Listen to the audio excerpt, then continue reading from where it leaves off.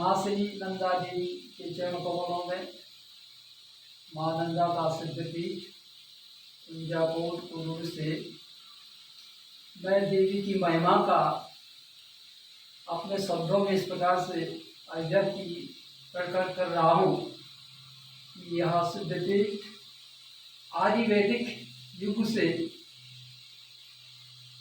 चले आ रहा है और इस संबंध में माँ नंदा देवी के बारे में वेद पुराणों में भी अति महिमा प्रकट होती है। जैसे कि लिखा है ओम नंदा भगवती नाम क्या भविष्य नंदया स्थिता पुरिता भक्ता बची प्रिया जगत्रम। नंदा देवी यहाँ पर अपने भक्तों के द्वारा मानसिक रूप से उनकी मनोतियों को स्वीकार करती है और मनोविलसित अर्थात भक्त की जो कामना होती है उन कामनाओं को परिपूर्ण करती है। केदारखंड नामक उपपुराण में मां नंदा देवी की महिमा को उजागर किया गया है। नंदा देवी परम गोप्या यत्रैवासीश्वराज्यता यदकाम फलान्यत्यं यदकाम फलप्रदः। नंदा देवी पुण्य पवित्र सिद्धपीठ में अति गोपनीय रूप से अपनी पूजा स्वीकार करती है और यहाँ पर जो भक्त अपनी कामना को लेके सिद्धपीठ में पहुँचते हैं माँ उनको अपनी चतुर्दृष्ट दृष्टि से देखकर उनकी मनोभावना को उनके मानसिक कामनाओं को परिपूर्ण करती है। नंदा देवी का यह सिद्धपीठ के संबंध में कई प्रकार की किंवदंतियां हैं कि मुगल साम्राज्य के दौरान जब हिंदू मठों को विघटित किया जाने लगा, जहाँ तहाँ नष्ट भ्रष्ट किया गया, उसी समय दक्षिण भारत मध्य भारत के कनौज नामक सुरम्य स्थान से माँ देवी अदृश्य रूप से वायु रूप से इस हिमालय पर्वत पर अदृश्य होकर स्थापित हो गई और कुंजाकोट नामक सुरम्य स्थान में अपना अधिवास लिया और यहाँ पर भक्तों के द्वारा जब कनौज में बराबर देवी पूजी जाने लगी तो माँ भगवती नंदा देवी ने अपने भक्तों को स्वप्न दिया कि तुम यहाँ कहीं पूजा कर लो और तुम्हारी पूजा मुझे नहीं पहुँच रही है, मुझे स्वीकार नहीं है, क्योंकि यहाँ के मठ मंदिर मुगलों के द्वारा भ्रष्ट किया गया है। इसलिए माँ नंदा उत्तर भारत के इस सुरम्य स्थान में भद्रेश्वर के सन्निकट कुरु नामक जो कुंजाकोट पुराणों में अभिव्यक्त किया गया है, कुंजाकोट में भगवती कुंज की झाड़ियों में कुंज नाम पुष्पों की झाड़ियों में निवास करने लगी और यहाँ से सभी भक्तों ने जब देखा माँ उसका पुजारियों को ये व्यक्त हुआ कि माँ स्वप्न में इस प्रकार से स्वप्न दे रही है, तो वो भगवती की तलाश में निकले। उस समय के शर्मा भोज नामक भगवती के अनन्य महान भक्त जो देवी के पूजा प्रस्थान में नित्य अपना समय निभाते थे, वो भगवती के तलाश में उत्तर हिमालय की ओर और भद्रेश्वर पर्वत के सन्निकट चलते चलते पूछते हुए यहाँ तक पहुँचे।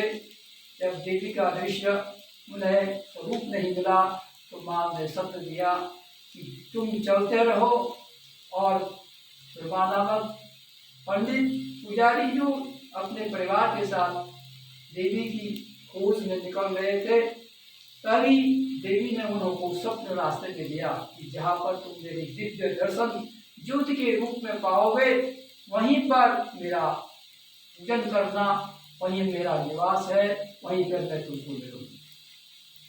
इस संबंध में इनके कथाएं हमारी प्रासंगिक अनेक प्रकार की हैं और भक्तों के मनोकामनाओं के लिए माँ देवी यहाँ पर अवतरित हुई।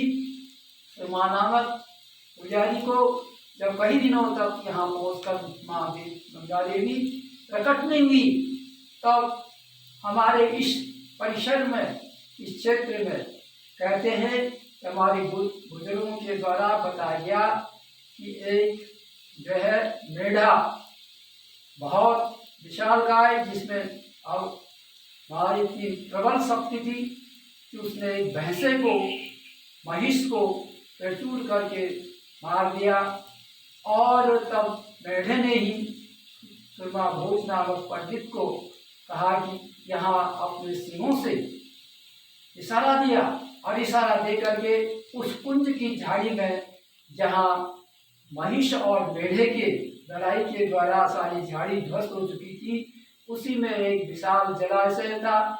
उस जल के अंदर जो बुलबुला करके ऊपर की ओर बढ़ रहा था, पंडित को इशारा देकर पुजारी जी उस जल के मध्य में गए तो जल की निकासी को प्रवाहित किया, तो देखा कि वहाँ पर शिला मूर्ति नंदा देवी, शिला मूर्ति जो सभी भक्तों की मनोकामनाओं के लिए प्रकट हुई। और आज वही शिला मूर्ति सुरंग दिव्य सिद्ध पीठ में पूजी जाती है, जिस माँ भगवती के दर्शन, शिला मूर्ति के दर्शन करके भक्तों की मनोकामनाएं पूर्ण होती है। माँ नंदा की प्रतिवर्ष नंदा जात के नाम से मुक्ता भरण तिथि को भाद्र के मास में जात अपनाई जाती है। और इस जात की परंपरा वर्षों पुरानी है, और वर्षों पुरानी लोग अब भक्त भगवती के लिए ऋतु के अनुसार अनेक प्रकार के उपहार, भेंट, कलेवा और स्वर्ण, चांदी, छत्र आदि जो भी सज धज के होता है, वही माँ के कैलाश तक माँ को पहुँचाने जाते हैं। शिव जी के उस दिन नंदा जात का अर्थ यह है कि माँ साक्षात देवी नंदा देवी शिव कैलाश में पहुँचती है, और शिव शंकर भगवान हमेशा ही कैलाश में निवास करते हैं। माँ नंदा देवी मानो अपने महल से अपने ससुराल की ओर जा रही है। इस विदाई समारोह के लिए नंदा जात मनाई जाती है। नंदा जात के बारे में प्रसंग यह है कि महाराजा उत्तराखंड के जो उस समय महाराजा टेहरी नरेश थे, उनके राज्य में भी माँ नंदा देवी का दोष प्रकट हुआ। वो कैसे कि एक बार जब गोरखों के द्वारा राजा के राज्य में प्रहार किया गया, राजा हारने लगे, तो उन्होंने अंग्रेजों की सहायता से माँ देवी का आवाहन किया, और नोटियाल वंशीय पुरोहितों के द्वारा नाम देवी की मान मनौती की, और कहा कि कैसे ही हमारा राज्य सुरक्षित रहे। तो राजा ने उस समय माँ नंदा देवी इस सिद्ध पीठ की मान मनौती की थी, और फिर से मान मनौती के द्वारा राजा के सैनिकों ने गोरखों को परास्त करके वापस भेज दिया। और जिसमें कहते हैं कि अंग्रेजों ने भी राजा की सहायता की थी। उस समय पुनः राजा ने जब माँ देवी की आस्था प्रकट की, आस्था से ही उन्होंने भी सुरमा भोज नामक के पीढ़ी में कोई 2 पंडितों को बुलाया। जब राजा की राजधानी श्रीनगर में बताई जाती थी, तो राजा ने वहाँ उन्हें बुलाया, और तुम पूरी कौम पशु पुजारी हैं, तो उन पशु पुजारियों को वहाँ बुला करके उनसे एक प्रकार की पहचान, उनकी इजमाइश की कि ये देवी के पशु हैं या नहीं। अपने हाथों में राजा ने एक में मुद्रा रख दी, एक में मोती इत्यादि रत्न रख दिए, और दोनों पुजारियों को कहा कि बताओ तुम साक्षात देवी के अवतार हो, तो मेरे हाथों में क्या है।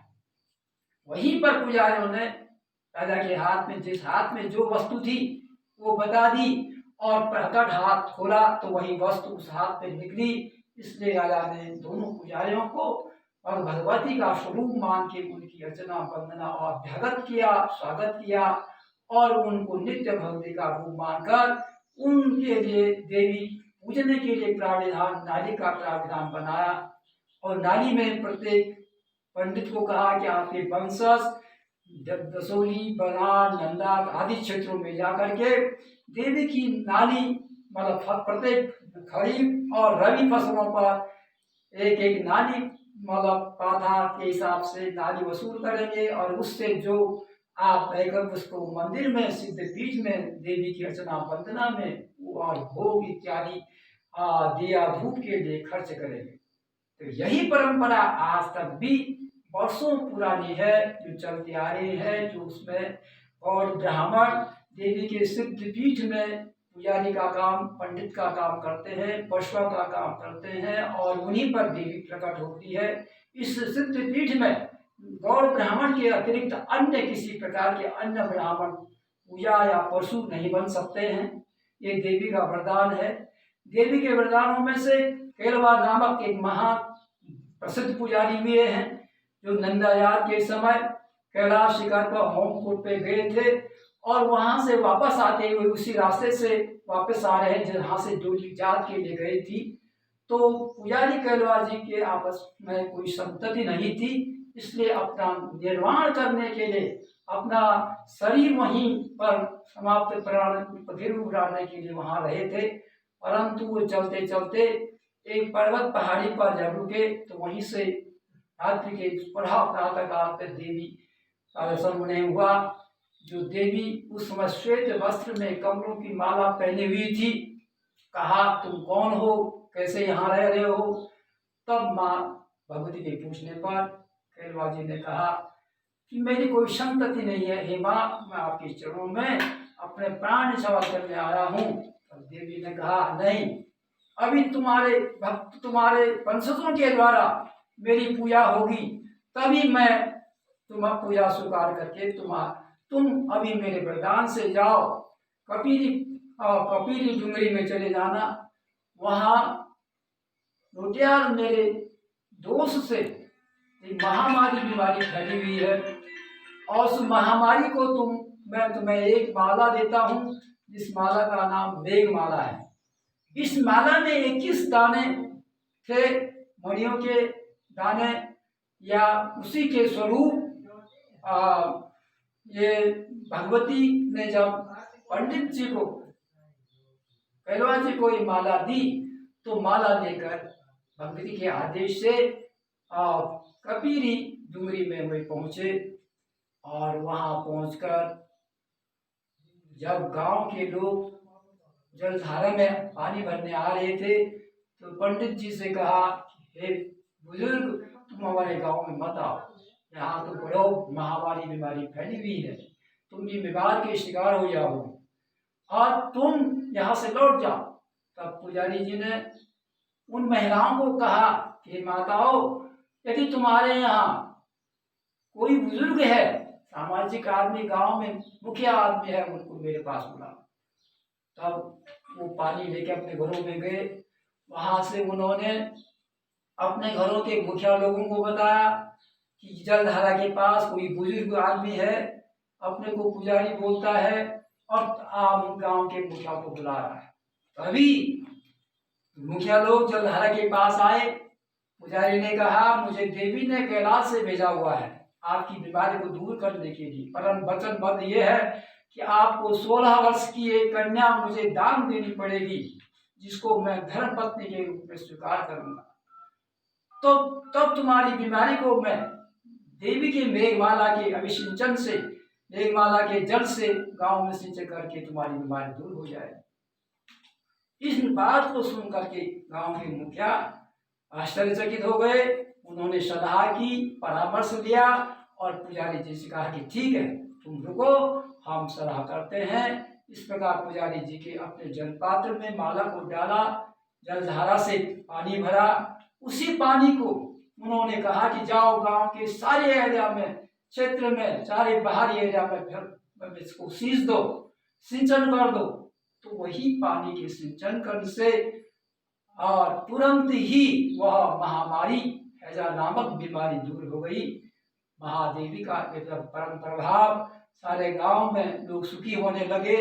तब उन्होंने 2-4 दिनों की सलाह के बाद लोटियाल वंशी कन्या को कैलवा पुजारी के पास अर्पित किया और जिसको कैलवा दे करके अपने इस सुरम्य स्थान पे आए, गुरु नामक स्थान पे, फिर दाम्पत्य जीवन उनके साथ निभाया। निभाने के बाद कैलवा जी के वंशज ही आज देवी के इस मल्लादसूर्य के पुजारी माने जाते हैं। पशुआ देवी का अवतार उन पे आता है और पशुआ ही पुजारी ही देव इस मंदिर के ज्यादातर पूजा पाठ और जहाँ तहाँ ओम कुंड, बेदनी बुग्याल या बालपाटा या जगह जगह पर यही पशुआ लोग अपना अवतार प्रकट करके और सज्जनों के लिए, भक्तों के लिए, मान मनोतियों के अनुसार, उनकी कामनाओं के अनुसार देवी नंदा देवी का फूल प्रसाद आशीर्वाद देते हैं। भक्तों की मनोकामना पूर्ण होती है। इस प्रकार परंपरा के अनुसार नंदा देवी का यह जात महोत्सव प्रतिवर्ष और परंपरा के अनुसार चलता है, जो भाद्र मास की शुक्ल पक्ष की आमुक्ता भरण सप्तमी तिथि को मनाया जाता है। इस दिन हमारे गांव में भी गौरी शंकर नाम से नंदा पाती का त्योहार मनाया जाता है। नंदा पाती में कुकड़ी मापड़ी की दो देवियां बनाई जाती हैं और इन देवियों को आपस में गीत और साधारण के द्वारा दिया जला करके यह कार्य समापन किया। अष्टमी के दिन नंदा देवी का नंदा अष्टमी नाम का पर्व माना जाता है। उपवास व्रत समारोह के द्वारा बड़े धूमधाम से मां नंदा को मान मनोती अर्पित करती हुए मां अपने भक्तों को अपना आशीष देती है। इस सर्वत्र इस संसार में जो जहां भी भारत भूमि में जो जहां भी भगवती मां नंदा की उपासना करता है, वे लोग वहां अपने सर्वत्र क्षेत्र में सुखी रहते हैं और मां नंदा उनके दुखों को दूर कर देती है। जिस प्रकार से महाराजा टहरी नरेश के दुख को, जो परास्त हो रहे थे, उनके दुख को दूर किया, तो महाराजा ने उस समय देवी नंदा से यही प्रार्थना की थी, हे माँ, मैं आपको प्रतिवर्ष कैलाश में 12 वर्ष के बाद जात पूजा दूंगा, परंतु बीच बीच में जब भूल गए तो माँ देवी ने उनको दोष दिया। उनके राज्य में जैसे कि कामधेनु गायों पर दूध के बजाय खून बहने लगा, भात पकाने पर कीड़े उत्पन्न होने लगे। इस प्रकार के अपशकुन दे करके राजा ने पूछताछ करवाई, प्रश्न करवाए। पंडितों के द्वारा पता चला कि नंदा देवी का दोष प्रकट हो रहा है। तभी महाराजा गिरि नरेश ने प्रति 12 वर्ष में नंदा देवी का यह जात समारोह मनाने का आयोजन बनाया, जो आज के समय में नंदा राज जात के रावण भव्य रूप से राष्ट्रीय तौर पर मनाया जाता है और राजकाज के द्वारा राष्ट्रीय स्तर से सरकारी शासकीय खर्चों के द्वारा यह महान पावन महोत्सव मनाया जाता रहा। मां नंदा देवी की इस सिद्धपीठ में जो लोग इस प्रकार के मनोभाव आस्था को समझ रहे हो, उनकी मनोकामनाएं मां परिपूर्ण करती है, उन्हें उनके दुखों को दूर करती है। भगवान मां जगदम्बा देवी का अनन्य रूप है। 108 सिद्धपीठ है। उन सिद्धपीठों में भी 51 सिद्धपीठ उत्तराखंड भारत भूमि के हैं। भारत भूमि में 51 सिद्धपीठों में यहाँ का भी केदारखंड में ये उप सिद्धपीठ माना गया है और वर्णन किया गया है। नंदा देवी परम गोप्या त्रिवासी सुरार्जिता यदि काम फला नित्यम यदि काम फला प्रदा। नंदा देवी जो है गोपनीय रूप से भक्तों की मनोभावनाओं को जान जाती है, उनकी कामना के अनुसार, इच्छा के अनुसार उनको फलदायी होती है। बोले मां नंदा की जय।